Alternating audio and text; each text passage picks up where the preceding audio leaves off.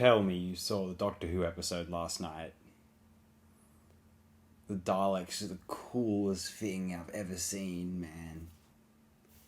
That was the coolest episode of television I've ever seen. Man, this is the greatest show in the world. How easy is it to see why the Daleks became so iconic in 1964? There was nothing like that on television. There was little like this in cinema as well, really. I mean, I've watched quite a bit of 1950s science fiction films, and the extraterrestrials in those tend to be very humanoid in nature. It's quite obviously, a man in makeup or a woman in makeup. It's not very convincing, and it's not overly imaginative or truly alien. The Daleks, with their kind of unintuitive Raymond Cusick design, designed to be a convenient prop, a prop that they could make without too much budget, more than anything else, just kind of a vaguely spooky robot-looking thing. But the Daleks weren't intended as robots, and they're not... To a very, very casual fan, or dare I say the word normie, the Dalek is like an evil robot, just like a Cyberman or a Cylon or whatever. A battle droid or something or other, just some evil android. But of course, as we all know, they're actually these parasitic, tentacled creatures. This is more of a kind of a retcon from later, but they're essentially, they're living beings. They are aliens inside of these robotic shells. A design that had no intention of being iconic was iconic apparently overnight, or over the course of these weeks anyway. I think it would become doubly iconic a year or so later when the Daleks would invade Earth, but that's another story. A superb little episode, and I must say, this and the previous episode were tremendously well directed by one Christopher Barry. I'd like to highlight this opportunity to discuss how effective an episode can be in the hands of a talented director. Doctor Who is a great example of how these productions can be elevated by who is in charge on set. In their own way, they're validations of, insofar as auteur theory would constitute a belief, a confident affirmation that it matters who is in charge, who is at the helm on set. Everyone... You've been in a work site before. You've been in a workplace before. You don't want to be the one making the orders if you don't have to. You just want to, you've got your assigned task and you go about it as best you can. And if someone asks you a question, what do? Kick your hands over responsibility to you. I don't know. I'm not responsible. They're in charge. So the person that everyone turns to when they don't know is the director. So naturally, it makes sense to attribute the success or failure of a production on the director. That is why, I know so many people work together to make a film, but it's one person who has the say in the end. The director's making the decisions, and if the director's asking questions of anyone, it's usually the cinematographer. This is a superb episode of television, a phenomenal example of great 20-minute Doctor Who temporal bite of tension and excitement. Really, really impressive stuff for what it is, especially. You can only imagine viewing this for the first time in 1964. Never having seen anything like it before, never having seen a Dalek before. Nothing else like it. Let's go into this. Let me elaborate upon some points here. The Daleks, they are truly alien and unintuitive to us. They don't make sense to us within the context of a logical universe, their design that is, but they do. They exist, and there is a degree to which, so they have, self-defense appendage. They can disintegrate anything they want or paralyze it if they like. And they have the wheels. It's just so strange. It just seems unusual. The Daleks are an odd manifestation of weird fiction, accidentally. These tentacled creatures have gone inside these robotic shells to protect themselves from just pure survival, to protect themselves from nuclear fallout, essentially. And then they've casually, just without intending to, become the most dangerous beings in the galaxy, the universe. Obviously, there's the Davros thing retcon somewhat in Genesis of the Daleks. We're not going to touch upon that yet. The philosophical implications of the Daleks' existence, via its design, right? That all it, it's a truly alien design. It doesn't make sense within the context of how life develops on Earth. It's such a peculiar circumstances have to arise for the Daleks to evolve as they do, as in the context of a society in a developing group of life forms. Obviously, the Davros specifically designing them and after his wheelchair, no less, is again a retcon. But you have to think about what the Daleks are, pre-Davros, or to those who, pre-1975 for 5, yeah. I think their design is more to do with their immediate impact than their origin story. I think Terry Nation would and the the BBC and the producers and writers like to make a great show of the Daleks, it was an allegory for the Nazis, or the Davros thing that was emphasized more so, to be fair, and they really emphasized that to an efficient degree. And here it does evoke the Nazis insofar as it's like these stern authoritarians in a black and white setting. Obviously the portrayal was based upon the Nazis. It's just a great go-to authoritarian villain and worthwhile. But the idea of the Daleks being the result of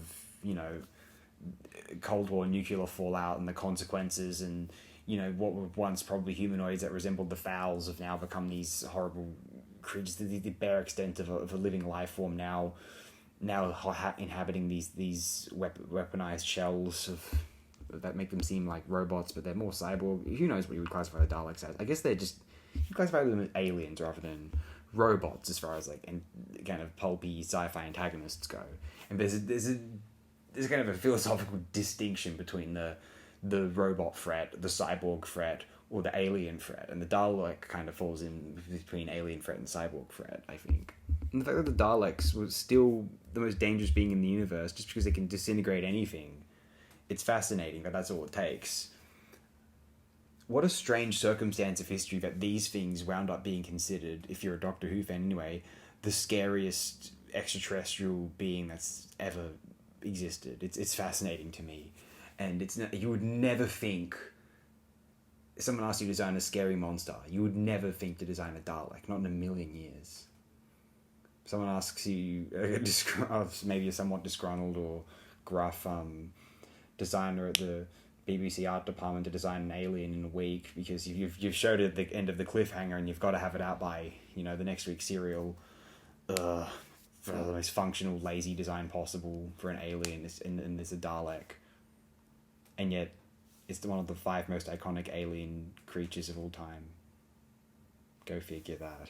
And it's all due to how they handled the Daleks in the show. It was how alien they were to a viewer. No one expected them to become as iconic as they had. They became that iconic, and then making them the most dangerous antagonists in the Doctor Who verse. It gave them such a presence, and you just bought into that they were that dangerous. And because and in a sense, especially in the 1960s and 70s, when Earth didn't have anything close to weaponized lasers. Now we're somewhat close to that, or closer to that. It seems feasible that those would exist in the near future, whereas they may not have so much in the 60s and 70s. The idea that these alien creatures would show up with, disintegration rays essentially before we made them, and they could take over the planet, would have been terrifying to an under 9-year-old. That's why the Daleks are so iconic, I think. I was talking about Christopher Barry earlier, and I realised that I didn't discuss enough the direction from Waris Hussein in An Unearthly Child. Waris Hussein's direction of the first episode is magnificent. He has so much to do with conjuring the initial magic of Doctor Who. And I'm convinced he's a good director because I've seen one of his feature films, actually, 1969's A Touch of Love, and it's quite an admirable film, I felt. That's my memory of it. I happen to think that The Henry VIII and His 6 Wives is a rather fun film as well, from 1973. Obviously, Waris Hussein directed most of the now lost, unfortunately, Marco Polo serial. We'll get to a discussion of that. And the discussions of the lost episodes/serials will be limited, inevitably. I'll try to view the most up-to-date reconstructions available, although that might not be possible in every case.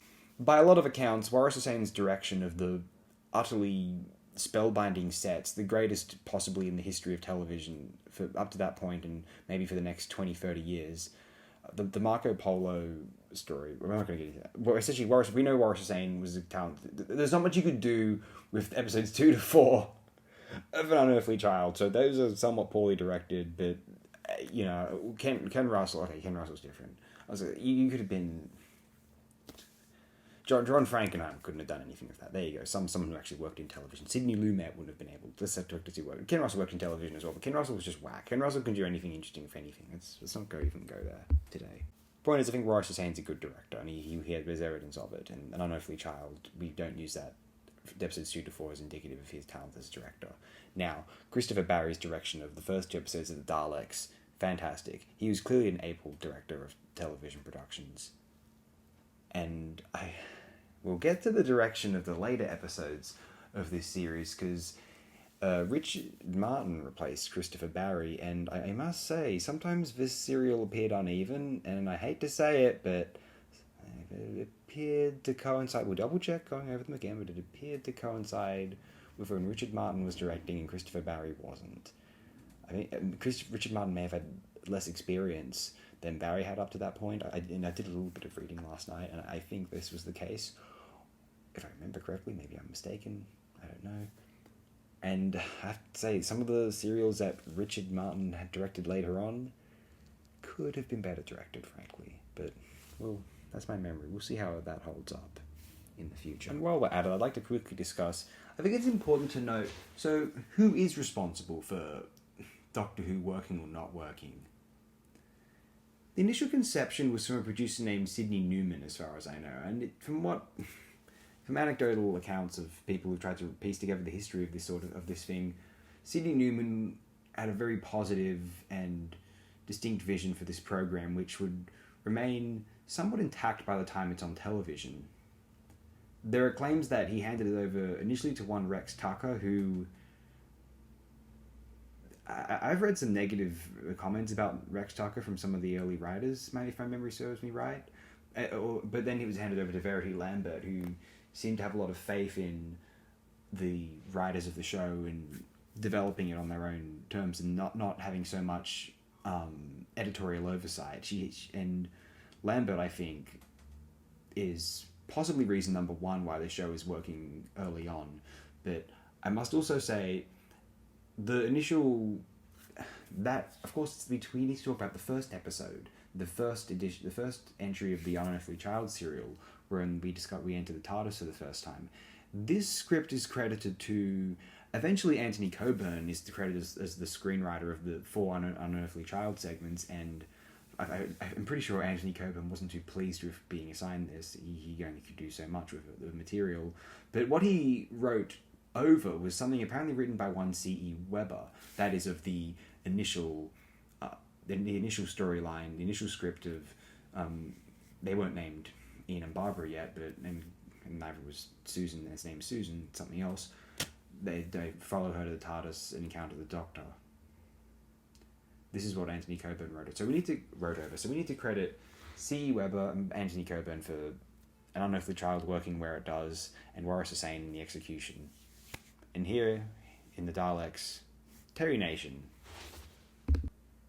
I've seen in places, read online, Terry Nation dismissed as something of a hack writer. I don't know if I'd go that far. I think some of what he wrote was quite interesting and engaging. I can't speak much I haven't seen that much of Blake Seven. I haven't seen any of the Survivors. I think some of his non-Dalek stories were not half bad in Doctor Who, so I don't know. I don't think negatively of Terry Nation. Obviously, for the creator of the Daleks, he had nothing to do with their design. It's kind of ironic. We got to give more credit to Raymond Cusick. Cusick is the reason they're iconic more than anything else. It was his design, and he didn't intend for it to be iconic. It's so interesting. Terry Nation's script here, if we may jump ahead a little bit, it falls into a bit of a, okay, we need to fill out 7 episodes of this Dalek and file conflict, it's some back and forth, captures, escapes, and yada, blah, blah, blah. There are better Terry Nation scripts, let's put it like that. But it's still fairly good for what it is. If this was just 4, it would be a lot better, put it like that. And what's so fantastic about this episode in particular, and I guess you could say to some extent the rest of the Dalek serial, this is an episode produced when the Daleks were just Daleks. Well, of course Daleks are Daleks, right? No. The Daleks. Not as an iconic institution of popular culture. Afterward, they were producing Dalek episodes with a bit of a, hey guys, the Daleks are back, what an event. And it can be really exciting, don't get me wrong, that works. They execute that quite well, I think, in the kind of Day of the Daleks context, Planet of the Daleks, Genesis, the 80s episodes. You know, I think later the Dalek episodes are usually among the very best of Doctor Who's classic run, in my opinion. Although, there's something special and unique about their presence here. You can never capture that again. The Daleks are some of the first iconic aliens in popular culture, really. Like, it's fair to say the Dalek status in the show is affected by their iconic role in the popular culture. And again, it's really interesting, I want to reiterate again, how they're aliens / robots, or alien robots. The Cybermen are more of an example of alien robots, or cyborgs, and distinct from, you know, androids, which also feature in Doctor Who. I guess the Daleks, to Doctor Who fans who are in the know, Daleks are an example of aliens rather than robots, which is closer to what... Well, the Cybermen are closer to cyborgs. There are actual robot enemies, such as the Kralls in Destiny. The Daleks are just outright androids, as well as the androids in the Android Invasion, which is Terra Nations, I believe, actually. And, of course, there's the Robots of Death. I think they were just robots. They weren't cyborgs or anything. I have to watch that again and revise my memory. I also want to mention another strength of this serial in general in these episodes is the radiation sickness is terrifying and disturbing. It makes me queasy watching, even as a 21st century viewer. And, you know, I must say, the solo Dalek stuff is phenomenal. When there are scenes of just the Daleks interacting with each other, it's well lit, well angled, great sets. It seems so alien and unreal and weird, uncanny. It's easy to see why they became iconic. There was nothing like it on television, even in films. As I've said before, very little overall. Having seen lots of 50s sci-fi films, there's little like the Dalek atmosphere, in my opinion. I mean, not much else. There are moments in, you know, Day of the Earth, Gort is a humanoid. A lot of the robots featured in 1950 science fiction films are distinctly humanoid, and the aliens are distinctly humanoid.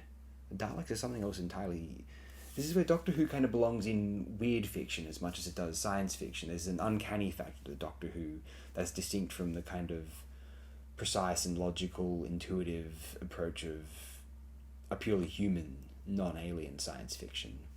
Say, Isaac Asimov's Foundation series, or what Frank Herbert's Dune is, or, you know, Heinlein, you know, a lot of science fiction literature up to that point, for example. Or what Star Trek ended up being, even though it has aliens in it. It's the aliens, extraterrestrials in Star Trek tend to be, you know, humanoids. We can call Star Trek an example of weird fiction. I think I've waffled on enough about how important I feel that this serial is. That'll be all for now. Do view the next entry if you are so inclined.